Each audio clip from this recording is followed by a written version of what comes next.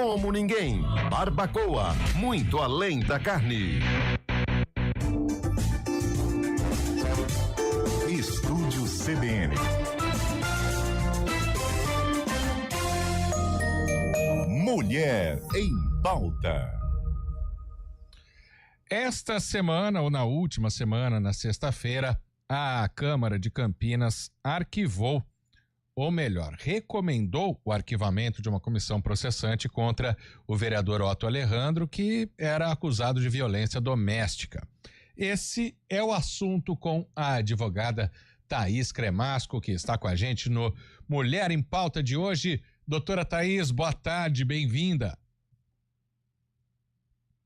Boa tarde, Marco, um prazer estar aqui no Mulher em Pauta e um tema aqui que não só impacta a vida de todas as pessoas no sentido de pensar quem são os nossos representantes, mas também tentar entender o que aconteceu, porque todo mundo pensa assim, por que esse processo não prosseguiu, né? Por que aparece imagens de um homem violentando uma mulher e por que mesmo assim não houve o prosseguimento do processo em decorrência da quebra de decoro? E nos faz pensar o seguinte, Marco, quem são os homens que estão representando as mulheres e os homens da cidade de Campinas? Então, é um prazer debater esse tema aqui no Mulher em Pauta de hoje. A gente está tendo pequenas falhas no seu microfone aí, mas eu acho que deu para entender, né, o que disse a doutora Thaís. Bom, o que chama a atenção na defesa, né, do vereador é que foi retirado o BO contra ele, né? A pessoa retirou a queixa contra ele. Isso é algum tipo de recuo? Como que você vê isso vindo de quem teria sido agredida, doutora? Bom, primeiro eu queria saber se o meu microfone está melhor. Agora tá bom. Tá.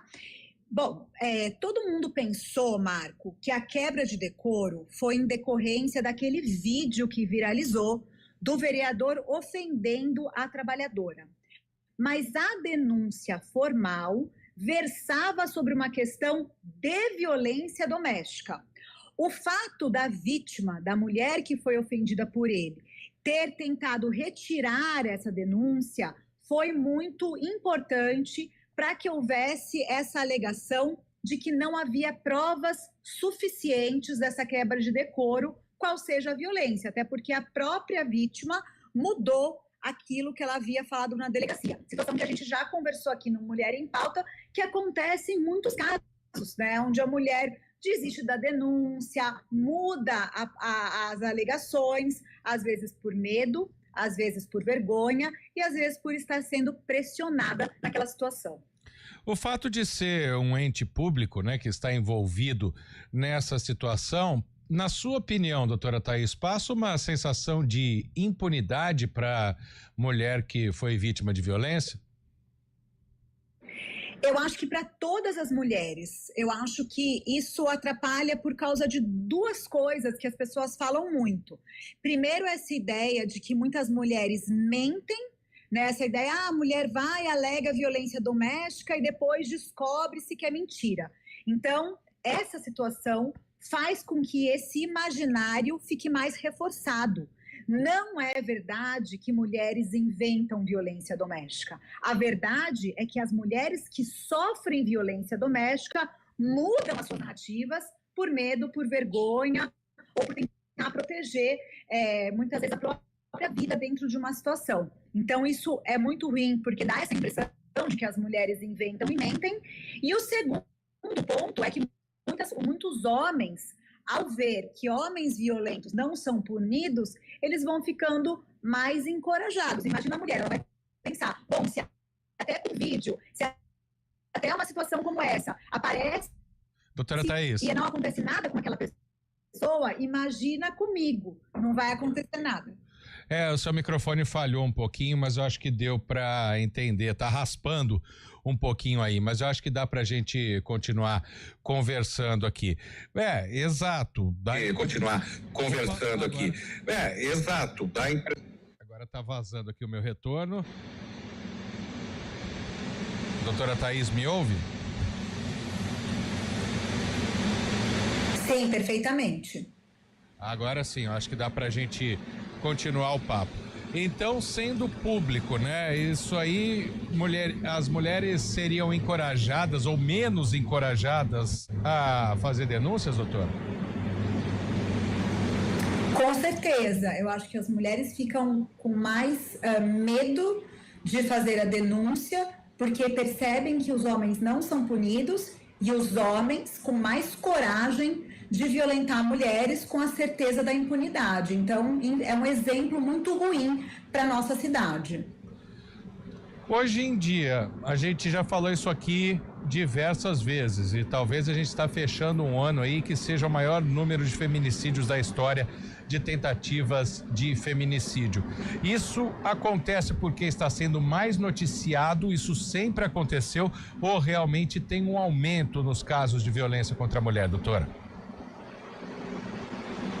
Com certeza existe um aumento, que a gente chama isso como se fosse uma estrutura de vingança, né? Então, quanto mais as leis avançam, quanto mais proteção existe, traz, por um outro lado, uma revanche, né? Para que isso acabe forçando mais a situação de violência. Então, é verdade que os números vêm aumentando, mas é verdade também que as pessoas estão denunciando mais. Então, os dois movimentos são verdadeiros, mas a gente sabe que dentro da história, especialmente da história de violência contra a mulher, essa dinâmica de ação e reação acontece muito. Todas as vezes que as leis vão ficando mais duras, há reações também de violências mais duras contra as mulheres. Isso ao longo de toda a história, existem muitas pesquisas que demonstram isso. Qual a eficácia das campanhas, doutora Thaís?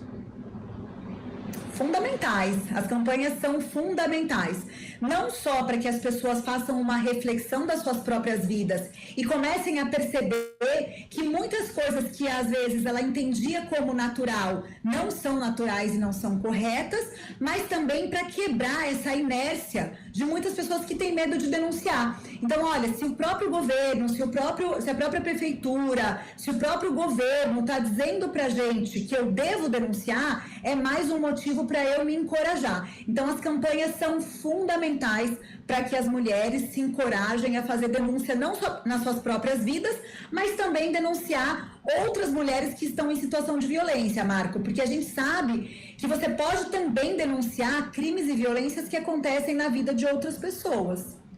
É nesse ponto que eu queria chegar. As mulheres têm apoio de outras pessoas para acontecerem essas denúncias? Sem dúvida alguma.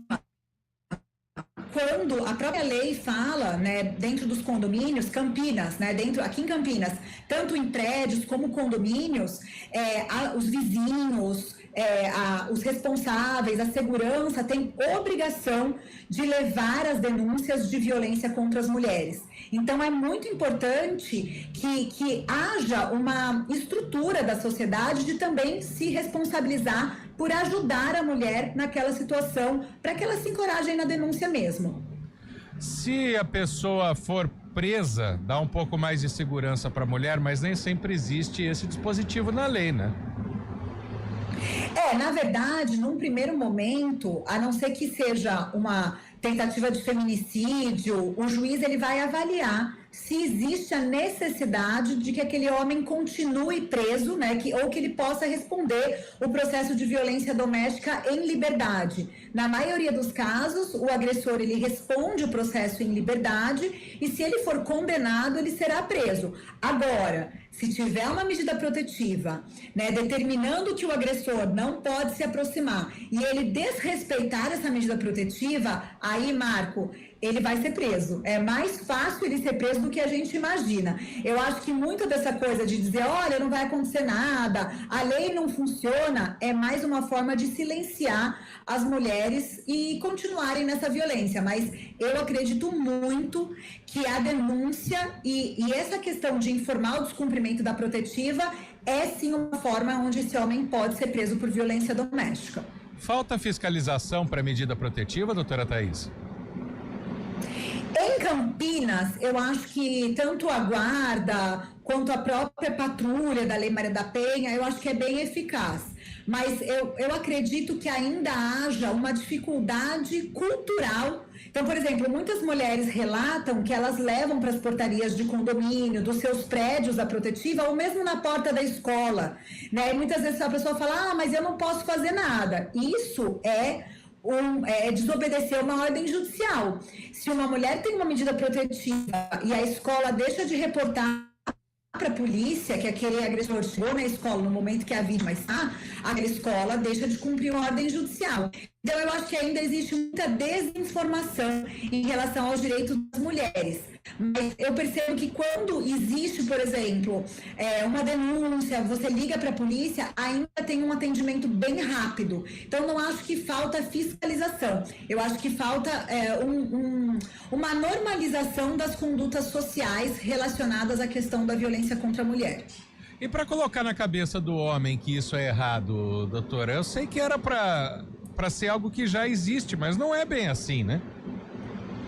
Eu vou brincar aqui, Marco, acho que só nascendo de novo,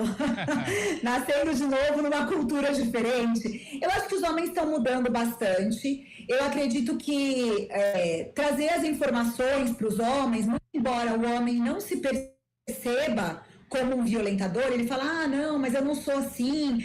Eu acho que é uma questão de educação. E a educação às vezes demora. Então eu acho que para que o homem perceba é realmente ouvindo, né? Olha, ele viu que um amigo não pôde ir num determinado lugar porque tinha protetiva, ele viu que um outro respondeu um processo. Isso vai fazendo uma mudança pequena de percepção do certo e do errado. Estamos todos num momento de transição daquilo que muitas vezes era tido como certo e passa a ser errado. Mas eu acredito sim que o homem tem capacidade de começar a perceber uma nova forma de se relacionar contra as mulheres e, mais que isso, uma nova forma de aceitar essas rupturas. Porque durante muitas décadas, Marco, a mulher ela não poderia pedir a separação.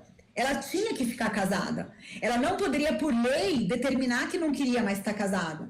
Então, ainda é um tabu muito grande na nossa sociedade que o homem aceite a separação. E não é à toa que essas violências contra a mulher começam no momento onde a mulher pede a separação. Então, o homem ele ainda vai aprender que ele pode ser deixado num casamento sem cometer nenhum tipo de violência contra a mulher. Eu tenho essa esperança, inclusive para 2026. Pois é, né? A gente está noticiando tanto para ver se melhora, né? Agora eu quero sua opinião num outro assunto, doutora Thaís, porque aconteceu logo depois do bate-papo na semana passada. O cantor Zezé de Camargo, isso foi conversado aqui internamente, ele usou uma palavra bastante pesada para criticar as filhas de Silvio Santos, né? Por questões políticas, ele usou uma palavra, desculpa aqui colocar no ar, mas prostituir, né? Foi isso que ele disse sobre as filhas do dono do SBT, hoje donas do SBT, porque abriu um canal de notícias e convidou tanto o presidente da República, do qual ele é opositor, quanto o ministro do Supremo Tribunal Federal. E aí, o que a gente conversou internamente aqui, eu queria perguntar para você, doutora Thaís, se o Silvio Santos ainda estivesse aqui, ele teria usado essas palavras? O fato de elas serem mulheres o fez pensar que seriam mais frágeis para ser atingidas?